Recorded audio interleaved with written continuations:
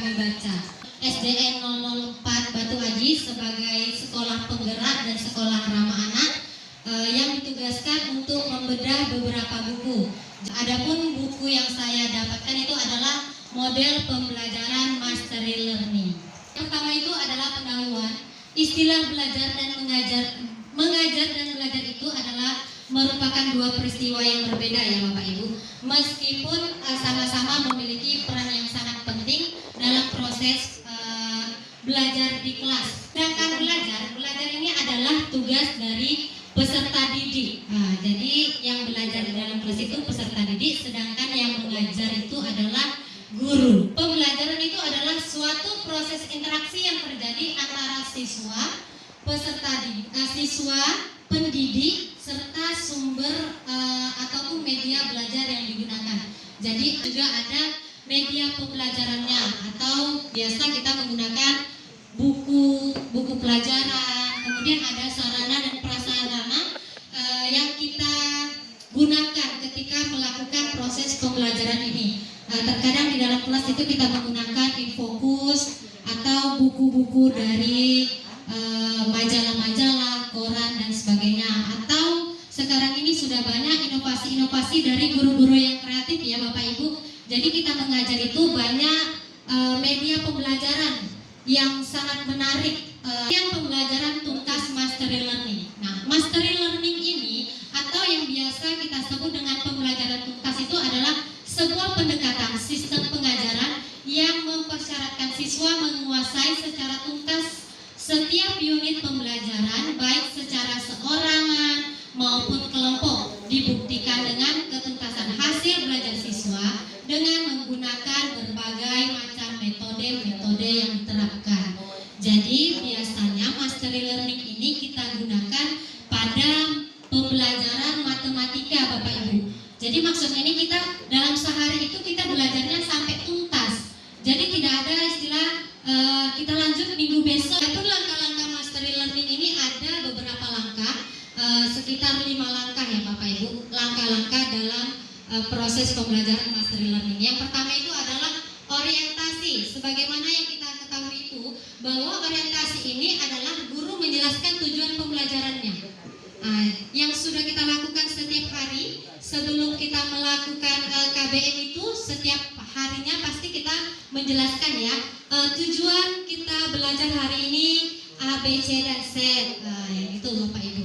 Kemudian penyajian guru ini maksudnya guru menjelaskan konsep keterampilan baru disertai contoh-contoh. Jadi konsepnya nanti kita berikan contoh dalam kehidupan atau dalam pembelajarannya. Selanjutnya itu adalah latihan struktur.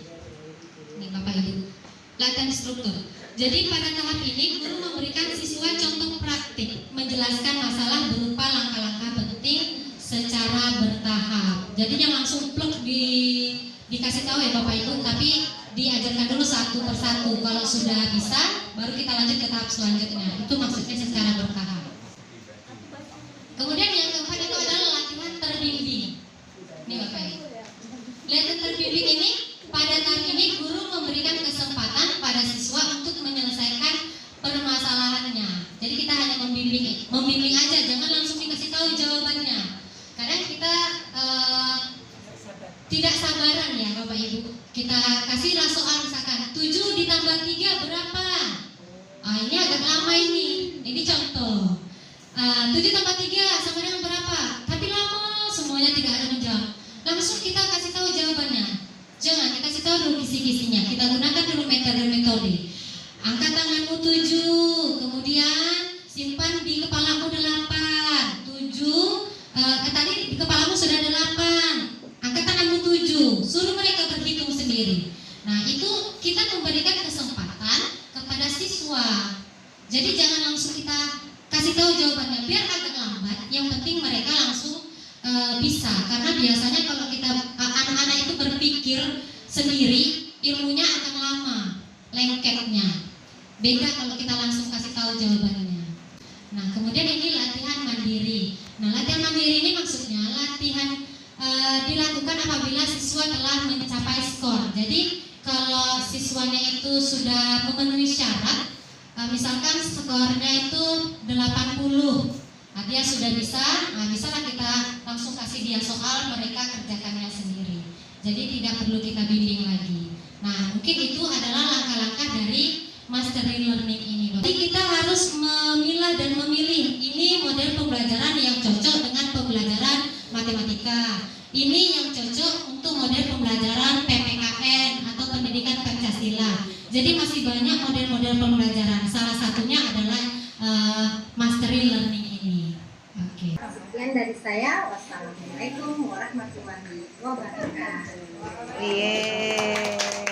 Wassalamualaikum warahmatullahi wabarakatuh. Maaf enggak, memang di situ saya memang merasa belum puas sedikit aja ya. Maksudnya di sini dari awal step by step tadi saya sudah memahami tentang pembelajarannya harus tuntas pada hari itu. Dan makanya dari situ seandai pembelajaran saya pada hari itu jam pertama, jam kedua, jam ketiga pelajaran bidang studi. Setelah itu dibatasi oleh istirahat. Dan untuk selanjutnya barulah masuk saya ke tema. Dan tema hanya beberapa jam aja lagi. Sehingga contoh tadi pelajaran matematika yang 5 itu kita perlu yaitu waktu yang lebih banyak. Contoh dalam perkalian itu aja, nggak susah. Ya, terima kasih. Bu Ida, saya mau coba menjawab pertanyaan Ida. Jadi begini Bu, sebelum kita menentukan model pembelajaran yang kita sampaikan ini, mau kita terapkan ke siswa, kita harus lihat dulu Ibu. Ini kalau kira-kira kalau model pembelajaran kita gunakan ini cocok tidak? Makanya itu Ibu, sebelum kita menentukan model pembelajaran itu, kita harus lihat dulu materi-materinya Ibu. Nah, itu intinya sebelum kita memberikan materi kepada siswa, makanya kita menentukan model pembelajaran ini sesuai dengan pembelajarannya Bu. Jadi tidak semua pembelajaran matematika itu harus menggunakan model pembelajaran. Mungkin kalau perkalian berulang itu agak sulit Ibu. Jadi kita tidak boleh menggunakan model pembelajaran Mastery Learning. Mungkin kalau Mastery Learning ini kita menggunakan di pembelajaran penjumlahan yang lebih mudah seperti itu Ibu. Jadi kalau pembelajarannya yang kira-kira tidak akan tuntas pada hari itu, kita tidak dipaksakan untuk menggunakan model Mastery Learning.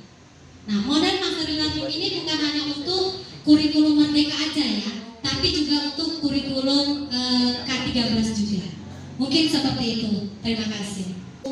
Model Mastery Learning ini adalah khususnya untuk lebih ke matematika. Maka ada 5 orientasinya, penyajiannya. Ada lagi tadi 3 tadi apa? Strukturnya. 4 tadi apa? Latihan ini terbimbing ini. Makanya kita harus melihat langkah-langkahnya yang 5 langkah itu. Saya ucapkan lebih dan kurangnya saya mohon maaf. Wabillahi taufiq wal hidayah. Wassalamualaikum warahmatullahi wabarakatuh. Waalaikumsalam.